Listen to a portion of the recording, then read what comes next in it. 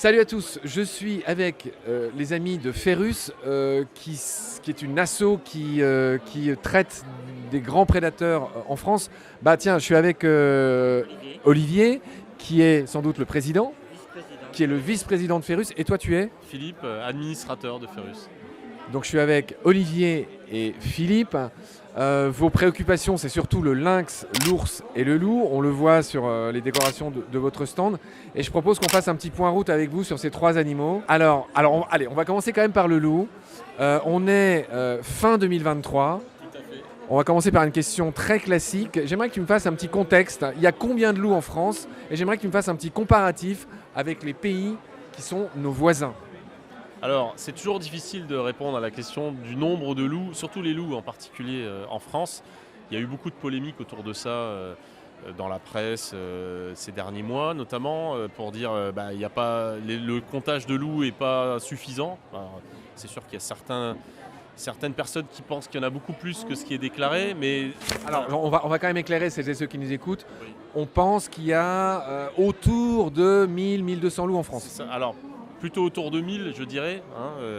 C'est un ordre de grandeur. Voilà, il faut garder ça à l'esprit. Il y a toujours une marge d'incertitude en moins ou en plus. Ça peut être 800, ça peut être 1200, mais l'ordre de grandeur, c'est 1000 loups. Et si on compare ça, comme tu posais la question là, juste avant, avec des pays voisins, on est dans la fourchette basse, j'ai envie de dire, par rapport à des pays comme même l'Allemagne, où les loups sont arrivés plus tard qu'en France. Parce qu'en France, ça fait quand même 30 ans maintenant qu'ils sont revenus officiellement, on va dire. Les loups, je le précise, sont arrivés en 93 dans le parc du Mercantour. Tu as écouté mon excellente émission sur France Culture. 92. En 92, dans le parc du Mercantour, premier couple qui est venu d'Italie, d'où d'ailleurs? Alors les loups, en particulier le noyau vraiment production, on va dire, de la population de loups alpines vient plutôt du centre de l'Italie, donc la région qui s'appelle les Abruzzes, qui est une région montagneuse très sauvage, qui est protégée depuis très longtemps. Où les loups n'ont jamais disparu, Où les loups n'ont jamais. contrairement à d'autres pays d'Europe occidentale. Ça, c'est quelque chose qui est très important à retenir par rapport au contexte qu'on peut avoir aujourd'hui dans les différents pays européens. Globalement, Europe de l'Est, Europe du Sud, des loups qui n'ont jamais disparu, et Europe de l'Ouest, comme chez nous par exemple en France, ou comme en Allemagne, ou comme en Hollande, ou dans ces pays-là, où les loups avaient été exterminés. Et où là, les perceptions des populations sont complètement différentes. Alors, il se trouve que dans certains pays, je fais une toute petite parenthèse sur l'Allemagne, parce que là aussi, les loups avaient été exterminés. C'est en plus un pays très voisin au nôtre. Mais visiblement, le retour de loups se passe beaucoup mieux qu'en France. Donc on a une population qui est aujourd'hui plus élevée en Allemagne. On a plus de 1200 loups, peut-être même 1500 aujourd'hui. Alors qu'ils sont revenus presque 10 ans plus tard que par rapport à ce qui s'est passé en France. Et en plus de ça, là-bas, en Allemagne, il n'y a pas de politique de régulation artificielle du loup. On rappelle qu'à l'échelle européenne, le loup est une espèce protégée. Absolument. Au maximum, tirer un loup, c'est 150 000 € d'amende et 3 ans de prison. C'est la loi. Voilà, c'est la loi pour les espèces protégées. Et malgré ça, il y a des phénomènes, il y a des systèmes dérogatoires donc, qui permettent quand même aux États européens de déroger à la réglementation générale par rapport à des problématiques particulières liées aux activités humaines, notamment des activités d'élevage, en cas de problèmes entre guillemets non gérables, parce que nous considérons comme gérables par contre, que des troupeaux se font attaquer en particulier et que les éleveurs ne peuvent pas s'en sortir en dehors qu'avec des tirs.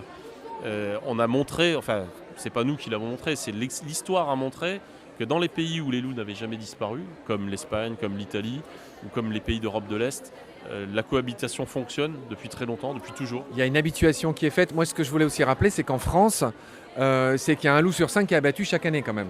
Oui, officiellement. Parce que Officiellement, il y en a plus en fait. officieusement, c'est peut-être 2 loups sur 5. On n'en sait rien. Là, on est ensuite sur des phénomènes de braconnage qui existent, puisqu'il y a des cas qui sont recensés régulièrement, donc des gens qui se font attraper quelque part. Et il est très probable qu'il y ait effectivement un nombre significatif de loups qui sont détruits de manière illégale. Alors moi ce que j'aimerais qu'on ne parle pas que d'amendes, de nombres et de chiffres, etc. Moi ce qui m'intéresse, c'est que nos loups allemands, ceux dont tu parles, contrairement à ces loups qui viennent des Abruzzes en Italie, qui sont notre souche de loups à nous, ceux qui viennent en Allemagne, ils viennent d'ailleurs. C'est une sous-espèce différente C'est que pas une notre, sous-espèce. de notre Canis lupus Euh, C'est une lignée différente, c'est pas tout à fait la même alors, chose. alors explique-nous la différence et surtout explique-nous qu'ils viennent de Pologne. Alors ils viennent même de plus loin que la Pologne, hein. Ils peuvent venir de Russie, enfin, c'est ce qu'on appelle la lignée d'Europe centrale. Donc quand on parle d'espèces ou de sous-espèces, on est vraiment dans des différences génétiques assez fortes et même des différences morphologiques. Là on est plus sur des phénomènes, sur des principes de lignée comme on dit, hein, où là il y a quand même quelques différences génétiques mais qui ne sont pas à un point très prononcé on va dire. Et ça peut se traduire effectivement par certaines caractéristiques un peu différentes, avec des loups italiens un petit peu plus petits. Et on peut peut-être dire leur petit nom scientifique. Le loup italien, c'est Canis lupus italicus. Et ceux dont on essaye de parler, là, qui viendraient de Pologne, en tout cas de l'Est, c'est qui? Alors j'ai plus le nom, j'avoue, hein, j'ai plus le nom scientifique parce que je connais beaucoup plus les loups italiens, mais voilà, en tout cas, tu dis que c'est une lignée, moi je dis que c'est une sous-espèce. Bon, d'accord. En tout cas, ce qui est important, c'est qu'en France, ils se mélangent. Et ça, c'est plutôt bon pour l'espèce d'ailleurs. Mais évidemment, ça ne plaît pas à tout le monde. Hein, mais voilà. Peut-être ce qu'on pourrait dire aussi, c'est que les loups en France, là, ils commencent à avoir bien colonisé ce qu'on va appeler l'arc alpin. Ils sont en vadrouille tout autour. Peut-être tu pourrais un peu expliquer cette dynamique de population. Alors le loup, c'est une espèce qui se disperse beaucoup. Parce qu'on est vraiment sur le grand prédateur du sommet de la chaîne alimentaire qui a besoin de ressources alimentaires justement suffisantes pour pouvoir se maintenir. À partir du moment où on a une meute qui s'installe dans un secteur, sur un territoire, et qu'il arrive, je dirais, que les ressources arrivent au taquet de ce que la meute peut consommer, naturellement, c'est ça qui est très important, c'est que naturellement, ce prédateur, comme tous les prédateurs dans la nature, s'autorégule. Ça veut dire que les jeunes qui proviennent de la meute, alors souvent c'est pas les jeunes de l'année, mais c'est plutôt les jeunes de l'année d'avant, vont être chassés de la meute et vont se disperser dans ce qu'on appelle la dispersion. C'est ce que Jean-Michel Bertrand appelle les louvards. C'est ça, voilà. C'est quand ils atteignent un certain âge, donc un peu plus d'1 an. Un peu les ados, des jeunes. C'est quoi. ça. On n'est plus sur les louveteaux, c'est le nom habituel utilisé pour les jeunes, les très jeunes loups. Là, on est plus effectivement sur les louvards qui vont partir parfois très loin. Il y a des suivis officiels là, qui ont été menés. 2-3 000 km Avec plusieurs milliers de kilomètres parcourus par le même individu en assez peu de temps. C'est assez impressionnant. C'est ce qu'on voit en France, c'est ces loups qui parfois, on s'en rend compte quand ils se font percuter. J'ai plus tous ces endroits, mais en Bretagne, dans le nord de la France. Oui, il y a des données des fois assez étonnantes, hein, des loups qui sont repérés de cette manière-là par des accidents de la route justement. Et où personne n'aurait imaginé qu'il y avait des loups qui étaient présents à cet endroit-là. Et c'est ce qui nous fait dire qu'il peut y avoir aujourd'hui potentiellement des loups partout en France, où tous n'ont pas été repérés et ne seront peut-être jamais repérés, parce qu'ils ne vont ne faire que passer pour certains. Mais ça ne veut pas dire que c'est forcément un problème.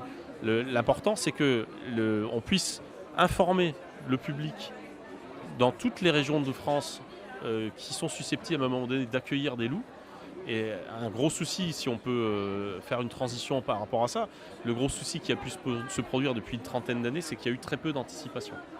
En fait, les gens ont souvent été confrontés, quand on dit les gens, c'est surtout les éleveurs, hein, puisque c'est eux qui sont les plus confrontés à la présence du loup par rapport à leur activité. Ils ont été directement confrontés de manière assez brutale parfois à des attaques sur leurs troupeaux avec beaucoup de pertes. On rappelle qu'en France, il y a à peu près 11 000 brebis qui sont tuées chaque année. C'est pas un petit problème. Et c'est un peu pour ça que c'est la guerre entre des assos comme vous, on va dire les mots, et des éleveurs qui sont très remontés, non seulement contre les loups, mais contre tous ceux qui essayent de les défendre. Alors, on essaie de ne pas parler de guerre, justement, parce que nous, on n'est pas du tout dans cet état d'esprit-là. Nous, on est vraiment dans l'état d'esprit de soutenir les éleveurs qui souhaitent faire des efforts et qui souhaitent s'adapter. Parce qu'il y en a qui ne le souhaitent pas, évidemment. Après, ça les regarde, je dirais.